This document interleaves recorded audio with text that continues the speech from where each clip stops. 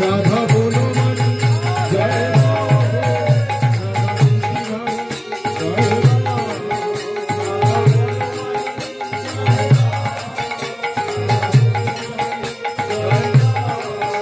राधा बोलो मणि राधा श्याम जय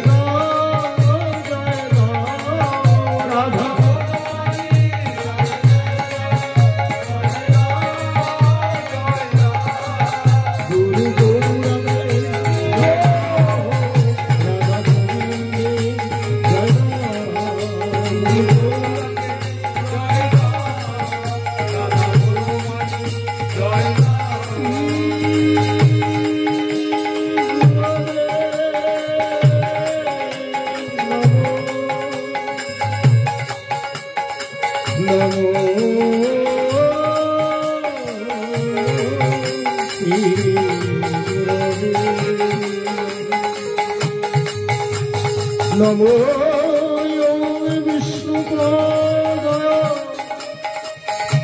कृष्ण पृष्ठाभूतले श्रीमते भक्ति विजय श्रीधर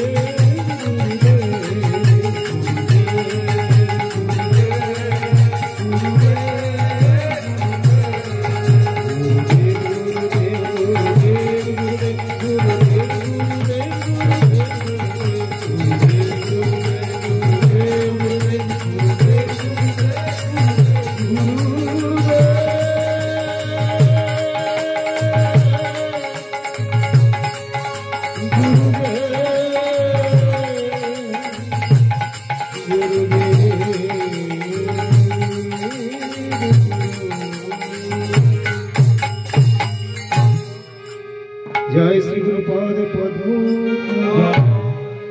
বন্দে শ্রী গুরু শ্রীযুত পদ কমল শ্রী গুরু বৈষ্ণবাস্য শ্রী রূপ সাগ্রজাত সহগণ রঘুনাথ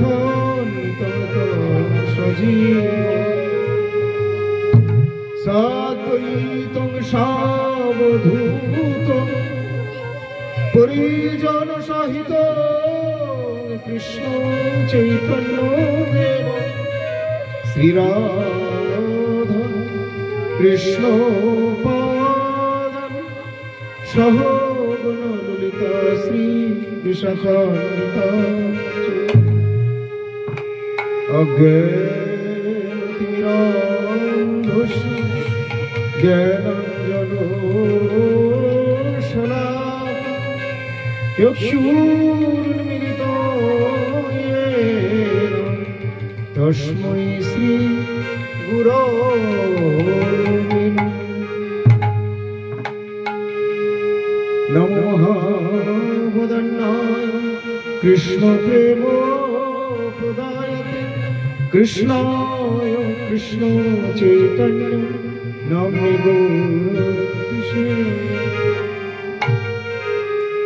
হে কৃষ্ণ করুণা সিন্ধু দীনবন্ধু জগৎপতি গোপেশ গোপিকা কান্ত রাধা কান্ত নমোস্তুতে তপ্ত কাঞ্চন গৌরাঙ্গ রাধে বৃন্দাবনেশ্বরী বৃষভানু সুতে দেবী প্রণমামি হরি নারায়ণং নমস্কৃত্য নরং চৈব নরোত্তমং দেবীং সরস্বতীং ব্যাসং ততো জয়তি জয় জয় শ্রী চৈতন্য জয় নিত্যানন্দ শ্রী অদ্বৈত গদাধর শ্রীবাসাদি গৌর ভক্তবৃন্দ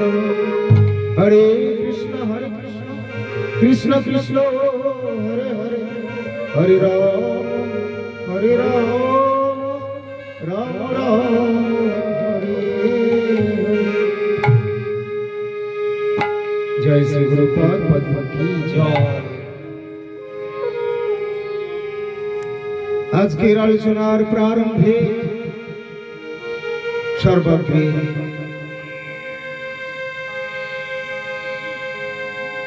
আমি আমার নিত্য জীবনদাতা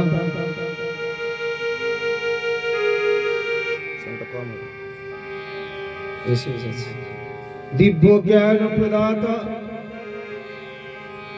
ভগবদ অভিন্ন প্রকাশ বিগ্রহ কৃষ্ণ কৃপার মূর্ত বিগ্রহ ব্রজাগত মহাজন পরমারাধ্য শ্রী শ্রী গুরুপাদ পদ্ম জগৎগুরু ওম বিষ্ণুপাদ পরমহংস শ্রী শ্রীমৎ ভক্তি বিজয় শ্রীধর গোস্বামী ঠাকুরের শ্রীচরণে পুনঃ পুনঃ অসংখ্য সাষ্টাঙ্গ দণ্ডবৎ প্রণতি নিবেদন করি। শ্রী গুরুপাদ পদ্মের প্রণতি জ্ঞাপন করে গুরুপাদ পদ্মের হৃদয়ের ধন ও প্রাণ সর্বস্ব শ্রীমন মহাপ্রভু শ্রী শ্রী রাধা গোবিন্দ বনমালীজির শ্রীপাদ পদ্মে প্রণতি জ্ঞাপন করে ইষ্টদেব গণের কৃপা ভিক্ষামুখী সপরিবার ভগবৎ সুখ বিধানে ব্রতী হয়ে ও আত্মশোধনে প্রয়াসী হয়ে আজকের আলোচনায় অংশগ্রহণ করছি। আলোচনার প্রারম্ভে পুনরায় সকল ভক্ত সজ্জন মন্ডলী শ্রোতৃ মন্ডলী উপস্থিত ভক্ত সজ্জন বৃন্দ আপনাদের সকলকে আমি আমার শ্রী গুরুপাদ পদ্মের অনুসরণে মহাপ্রভুর শিক্ষায় সশ্রদ্ধ প্রণতি জানিয়ে সকলের শুভেচ্ছা শুভ আশীর্বাদ প্রার্থী হয়ে কৃপা ভিক্ষামুখী আলোচনায় অংশগ্রহণ করছি। আজকে আমরা যেখানে এসে উপস্থিত হয়েছি আমাদের হরি কথা আলোচনা সভা। স্থানটি হলো আমাদের গুরুপাদ পদ্মের শ্রীচরণাশ্রিতা ভক্ত তথা আমার গুরুপাদ পদ্মের আশ্রিত অর্থাৎ আমার গুরুভ্রাতা শ্রীযুক্ত দেবেশ দে দুবরাজপুর নিবাসী রঞ্জন বাজারে তাঁদেরই ভজন গৃহে আজকে আমাদের এই ভক্তির অনুষ্ঠান, ভাগবতের অনুষ্ঠান। ভাগবত কি? ভাগবত কেন? ভাগবত কোত্থেকে আসলো? ভাগবতের উৎসটা কি? ভাগবত শুনলে কি হয়? ভাগবতটা কেমন? আমরা এই বিষয়গুলো জানি না। বর্তমান দিনে কথার কথা ভাগবত পাঠ চলছে, পাঠকরা বস্তা বন্দি করে লুটে পুটে নিয়ে যাচ্ছে টাকা পয়সা धन दौलत, और 2-4 दिन बाद क्या होता है, हालत गंभीर हो जाता है, सब कुछ बिगाड़ जाता है।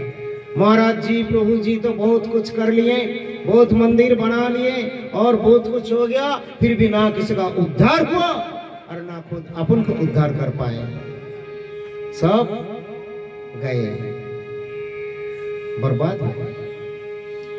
इसलिए मेरा गुरुजी भागवत पाठ उतना नहीं चाहते हैं जितना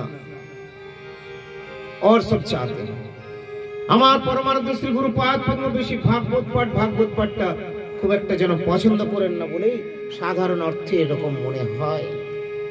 তাহলে তিনি ভাগবত পাঠ পছন্দ করেন না, তার মানে কি তিনি ভাগবত প্রচারের বিরোধী? তা তো হতে পারে না। ব্রজের লোক সেটা কি করে হবে? ভাগবতের বিরোধী তো হতে পারে না। তাহলে রহস্যটা কি? রহস্য মানে এটাই বলতে চাচ্ছেন, যেটা আজকালকার দিনের এখনকার আমরা যে রেজাল্ট গুলো দেখছি ভাগবত পাঠ কীর্তন শ্রবণ ইত্যাদির ফলে, অর্থাৎ সুগতি বা সদ্গতি না হয়ে অধোগতি হয়ে যাচ্ছে। কেন? বক্তা এবং শ্রোতা যদি ঠিক না হয় তাহলে সব গন্ডগোল হয়ে যাবে। এখন যদি অগুরু হয়ে নিজেকে গুরু মনে করেন, সাধারণ এক ব্যক্তি ভাগবতের কথা ভালোই শিখেছে, হয়তো পুরো ভাগবতটাই মুখস্থ, কিন্তু তথাপি তিনি মহাপুরুষ নন, ভগবানের প্রেরিত অনুমোদিত জন তিনি নন। তাহলে কি হবে? তোমরা তো কত ইতিহাস ভূগোল বিজ্ঞান কত কিছু পড়েছো, মুখস্থ করেছো, তো কেউ যদি মনে করে সময় দিয়ে যে আমি গীতাটা মুখস্থ করবো, জটিল কিছু নয়, কিন্তু জটিল এটাই ওদিকে সবার মন দেওয়ার সময় পাবে না। আচ্ছা, মুখস্থ পুরোটা করে নিলেও ঠোঁটস্থ কণ্ঠস্থ যাই হোক না কেন, ভগবানকে জানা যাবে না। একটা শ্লোক যদি নাও জানা থাকে, কিন্তু যদি ওইখান থেকে প্রবলা ভক্তি থাকে, তাহলেও ভগবানকে জানা যেতে পারে, ভগবত প্রাপ্তি হয়ে যায়। এই জন্য পরমারাধ্য শ্রী গুরুপাদ পদ্ম বলেন, কেবল যে ভাগবত পাঠ করতে হবে, পাঠ করে করে ঘুরে বেড়াবো, ভাগবত পাঠ করে মাতব্বর হয়ে যাব, নিজের একটা আলাদা সংগঠন খুলবো, আলাদা দল খুলবো, আলাদা মঠ করব, এগুলো তো সব ভণ্ড গুরু সেবকের কাজ, গুরু প্রভুর কাজ। যারা প্রকৃত গুরু সেবক, গুরু দেবতাত্মা, গুরু নিষ্ঠ, তারা কখনোই গুরুপাদ পদ্ম ছাড়া থাকেন না, আর গুরুপাদ পদ্ম ছাড়া কিছু করেন না। গুরুপাদ পদ্মের জন্যই তাদের সবকিছু হবে, যারা গুরু নিষ্ঠ, যারা গুরু দেবতাত্মা। আজকে আমরা বীরভূম জেলার দুবরাজপুরে রঞ্জন বাজারে গুরুপাদ পদ্মের আশ্রিত ভক্ত এবং গুরুপাদ পদ্মের শ্রীচরণাশ্রিতা তথা দেবেশ দে এবং সুতপা দে, তাদের ভজন কক্ষে ভজন গৃহে আমাদের উপস্থিত হওয়ার সুসৌভাগ্য হয়েছে। সবটি হল আমার গুরুপাদ পদ্মের কৃপা, ভগবানের কৃপা, গুরু গৌরাঙ্গী রাধা গোবিন্দের বনমালীজির কৃপা, আপনাদেরও কৃপা যে আপনারা এরকম একটা অনুষ্ঠানে সবাই যুক্ত হতে পেরেছেন, ভাগবত কথা শ্রবণ করতে পারছেন। যেখানে ভাগবত কথা শ্রবণের আয়োজন, মন প্রাণ ঢেলে আয়োজন করেন, ভগবান প্রসন্ন হয়ে যান, গুরু গোবিন্দ প্রসন্ন হয়ে যান। তারা আজকে এই যে মন প্রাণ ঢেলে আয়োজন করেছেন, কেন আয়োজন করেছেন? এখানে ভাগবত কথা হবে। ভাগবত কথা কি? ভাগবত আমি প্রথমেই বললাম, ভাগবতটা কি না, এখানে ভাগবত হচ্ছে ভক্তি ভক্ত ভগবানকে নিয়ে এক বিশেষ পরিবার একাত্মা হয়ে, অর্থাৎ সাক্ষাৎ ভগবান সপরিকর বিরাজমান এই শ্রীমদ্ ভাগবতের মধ্যে, এবং ভাগবত রূপে বা গ্রন্থ রূপে তিনি প্রকটিত বা প্রকাশিত রয়েছেন। এই জন্য ভাগবতী পূজ্য। কোনো বিগ্রহ নেই, কোনো আলেখ্য নেই, কোনো ফটো নেই। ঠাকুরকে ভোগ দিতে হবে। কি করে ভোগ দেবে? এই তো গ্রন্থ ভাগবত আছে। শ্রীমদ্ ভাগবতের 12টি স্কন্ধ ভগবানের দ্বাদশ অঙ্গ স্বরূপ। তাই গৃহে গিয়ে আমরা ভাগবত ফেলে রেখে দেব না, তাকে খুব আদরের সঙ্গে আমরা সম্মান পুজো করব। তবে পুজো করতে গিয়ে আবার বলে দিই, এই শুনলেন আবার কি হয়তো উপরে ফুল চাপাতে শুরু করবেন, ফুল তুলসী, গায়ে জল থাকলো, তার ফলে গ্রন্থটা আপনার গ্রন্থের কলেবর শ্রী অঙ্গহানি হবে, নষ্ট হয়ে যাবে। জল পড়লে কি হবে গ্রন্থের মধ্যে, এটা আপনাকে দেখতে হবে। কথা প্রসঙ্গে মনে পড়ে গেল, বোধহয় পরমারাধ্য শ্রী গুরুপাদ পদ্ম বলেন যে তোমরা বিগ্রহের চরণে, ওই বেশি চরণে মানে চন্দন মাখা তুলসী দেবে না। এরা খুব দিয়ে ফেলে, বারবার বহুবার বলেছে, তাও সবাই দেয়। আমাদের ওই ভাগবতের বাবু ছিল, ওই সব উনিও দিতেন, সবগুলোই সবাই দেয়, যে যা থাকে মনে করে চন্দনটা মাখিয়ে বেশি করে দিলে ভক্তিটা বেশি হবে।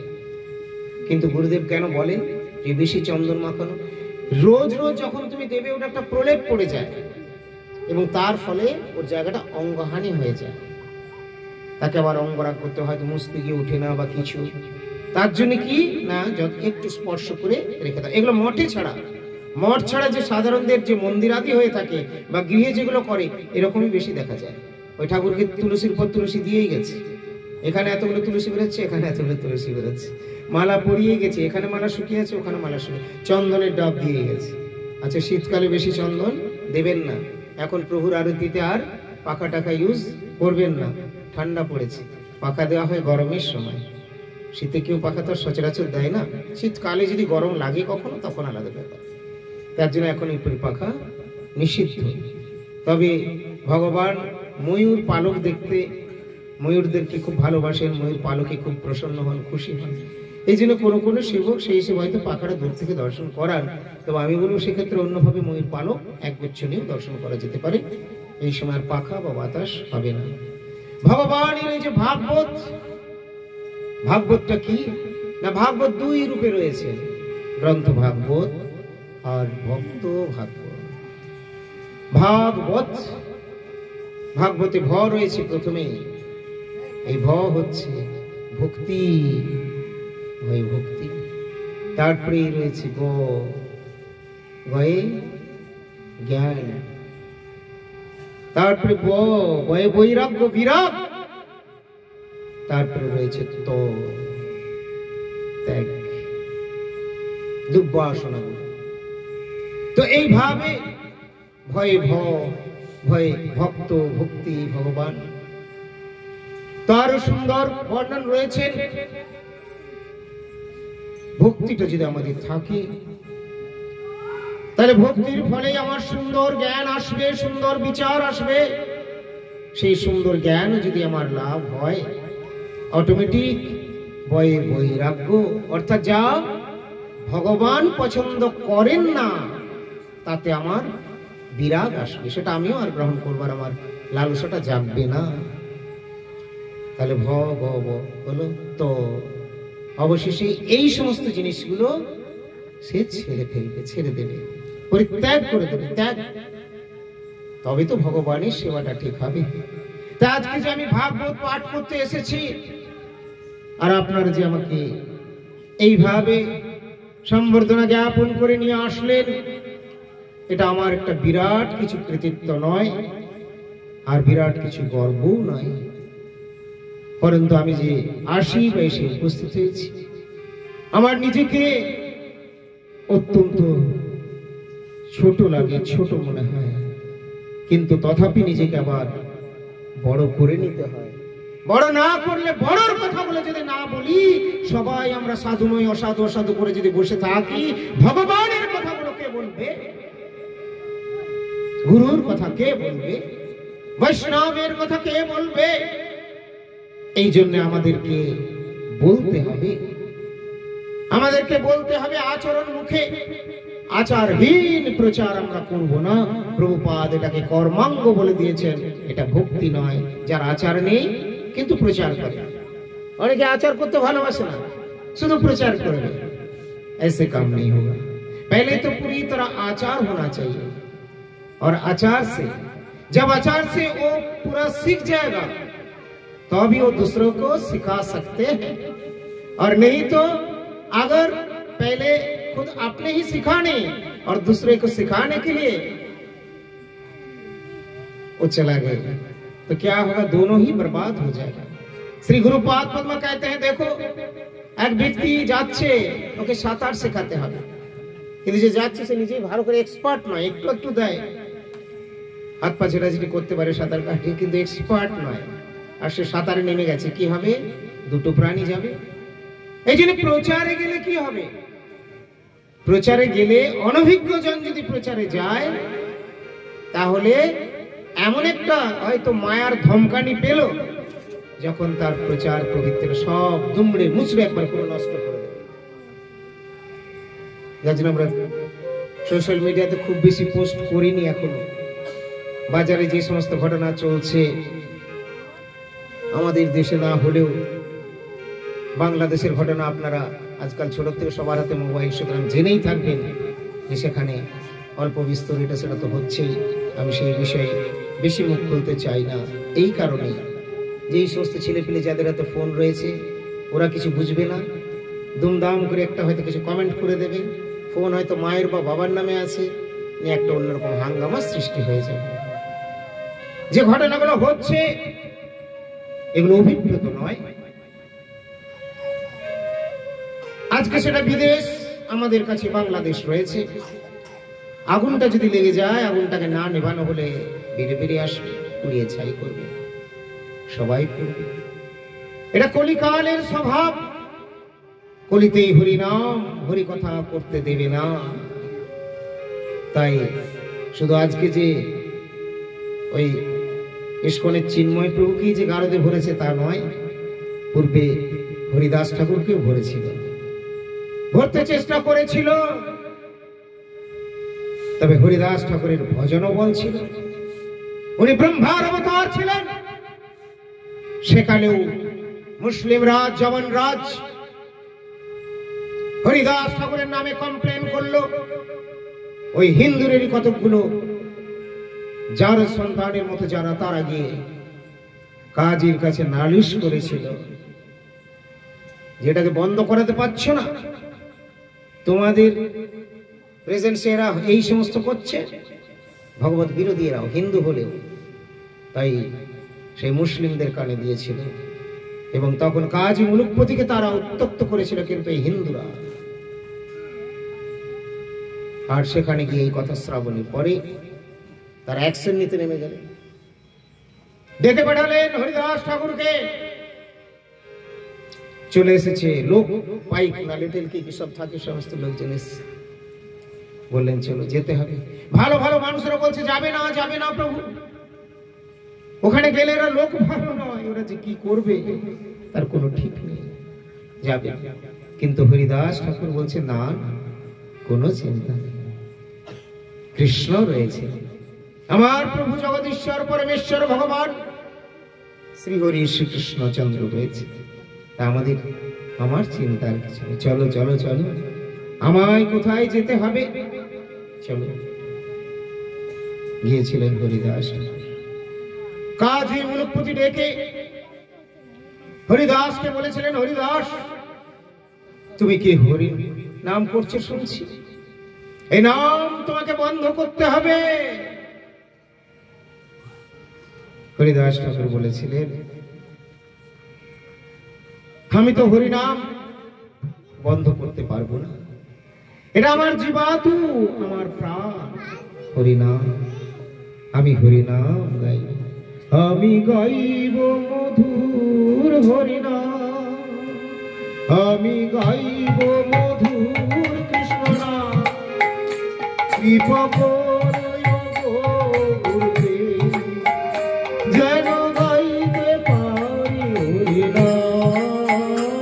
আমি গাইব মধুর হরিনাম, আমি গাইব মধুর কৃষ্ণ নাম।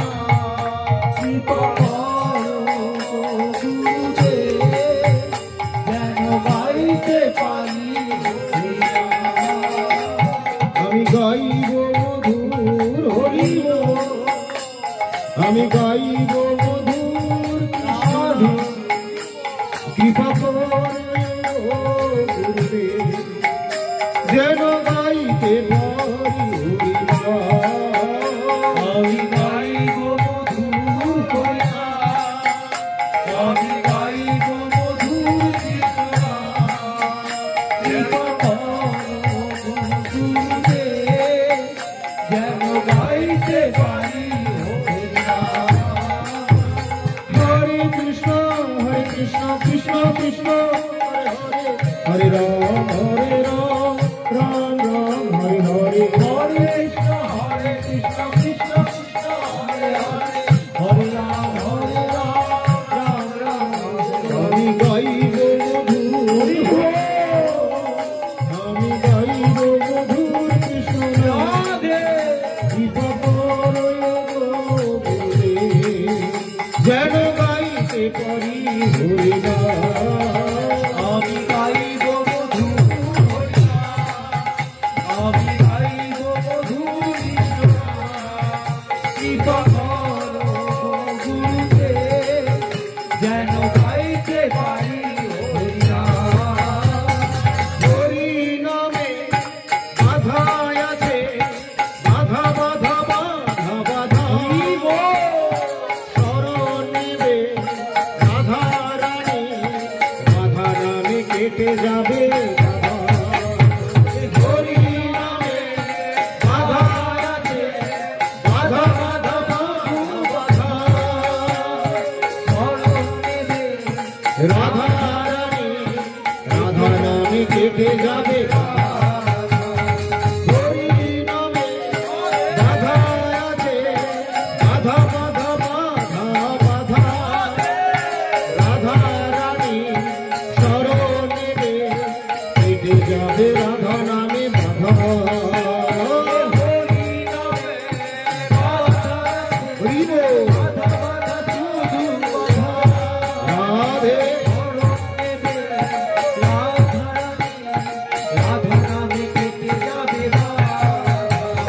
হরি সেবা, গুরু সেবা, এ জগতে প্রবল বাধা। রাধা রানী হৃদয়ে আমার, বাবু তুমি বলো রাধা রাধা।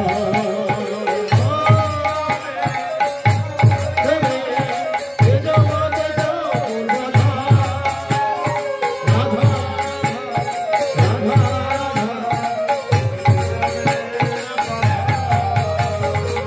রাধার জগতে তো বাধা, রাধার জগতে তো নাই তো রাধা।